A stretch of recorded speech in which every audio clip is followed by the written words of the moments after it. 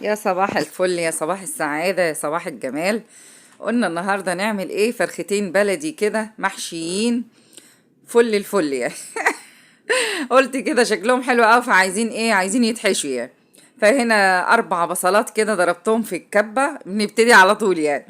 وحطيتهم على النار، حطيت زبدة، حطيت حتة زبدة، حبة زيت، ملح، فلفل، كمون، حبة بتاع دوت حبهان مطحون، ورق غار مطحون كده يعني. وفي نفس الوقت خدت من البصلة حطيتهم على جنب، فلفل اسود، كمون، ملح، علشان ايه؟ اعمل بيهم بقى ايه؟ يعني اعمل الفراخ كده من جوه ومن بره، ادعكهم كده دعكة بنت ناس يعني، عشان بيدوهم طعم، بيديها طعم حلو قوي الحركة دي. يعني عارفة، بصي تاكلي كده الحاجة تلاقيها حلوة ببقك يعني. اهو انا غسله الفراخ طبعا بالليمون وبالملح ونقعاهم ومية مية، فهعملهم بقى بالبصلة من جوه وتحت الجلد وكلها بقى ومن فوق الجلد وكده. فلقيتهم حلوين ما شاء الله، فقلت لا انا نفسي اكل الفراخ محشيه. انا البصله هنا بصوا بخليها غامقه، مش بخليها فاتحه، انا بخليها غامقه كده على النار، ما بتتحرقش يعني، هي غامقه بس يعني. بحط طبعا الرز بتاعي وما بحط لهوش ميه خالص، افضل ايدي فيه، اقلب اقلب اقلب في ايدي فيه، ما بخلوش مثلا يعني ايه ثانيه كده، اروح مقلبه مقلبه يبقى مفلفل معايا وزي الفل فل. هنا بقى هعمل حبه رز واحده بواحده، انا بحب قوي الاكله دي وبحب الرز ده قوي.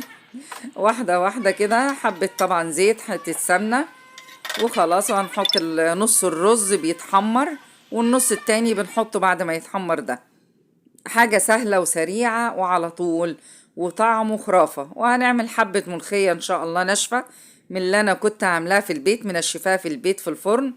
عندكم في الفيديوهات بتاعتي الملوخية جميلة جميلة وسهلة وسريعة.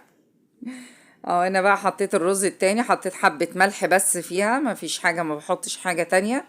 والمية طبعا السخنة، وكده الرز يعتبر خلص خلاص. انا على بال ما بس الرز بتاع الحشو يهدى شوية واعرف احشيه. هنا هحشيه اهوت. ما تمليش الفراخ قوي عشان ما تفرقعش منك، او تحت الجلد يفرقع منك. يعني حاولي تظبطي وتخلي الفراخ كده ايه، يعني ما فيش رز كتير. انا اللي عملتهم دول حبة صغيرة يعني، يا دوب طلعوا على قد الفرختين، ما عملتش حاجة، ما عملتش حاجة كتير يعني، رز كتير ولا حاجة. وقلت ايه خلاص واقفلهم كده بالخلة. انا ما بحطش الرجول يا جماعة في الزلموكة والحاجات دي كلها، ما اعرفش، بحس انها بتتقطع يعني. فقلت اقفلها بالخلة وخلاص. من هنا الرقبة بقى، انا شايلة الرقبة يعني، شلتها بالسكينة كده وخليت الجلد بس، عشان ايه؟ اعرف احشيها يعني. يعني الرقبة بروح مطلعاها كده ومقطعاها بالسكينة، تبص تلاقي الجلد معاكي حلو قوي وبياخد رز يعني كتير. وحشتها كده واقفلها برضو بالخلة وخلاص، ما فيهاش اي حاجة. خلصت. هحشي التانية مع نفسي بقى وخلاص، الاتنين كده خلصوا. انا عندي المية اهي مغلية، ملح، فلفل اسود، حبة حبهان، ورق غار، وبس. ورحت حاطة بقى عليها الفراخ وهنشوف. خلاص الفراخ اتسلقت مية مية، ما تخليهاش تتهري. انتي سني وشوفيها على الاقل يعني، الرز ما يتفتحش. بصي هو اتفتح بس ما طلعش الرز منها.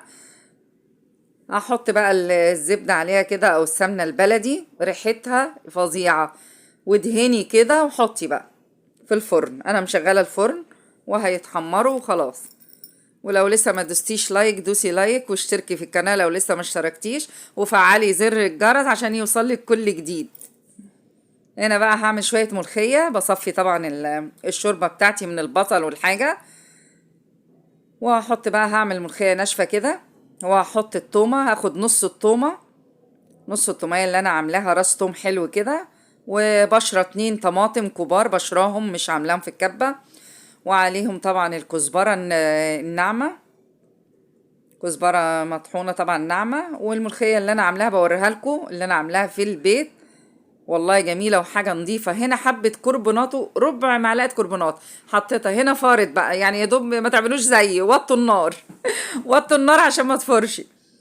حطيت الكربوناطة، حطيت معلقة سكر وحطيت الملوخية. لازم معلقة سكر صغيرة في الملوخية، بتديها طعم جميل جدا. وقلبي كده وظبطي بقى الملوخية بتاعتك. بصي مش انا بقول لكم الملوخية ما بتاخدش حاجة، يعني الملوخية الناشفة دي لو حطيتي معلقتين ثلاثة تبصي تلاقي تقلت منك. بصي يعني ان شاء الله بصي هتكفينا السنة يعني. حطي الزبدة بقى هنا كده والثومة معاها والطشة بقى. طشي بقى الطشة بقى وظبطي. خلاص كده احلى حبة ملوخية ناشفة معمولين في البيت ونضاف بقى، حاجة نضيفة يعني.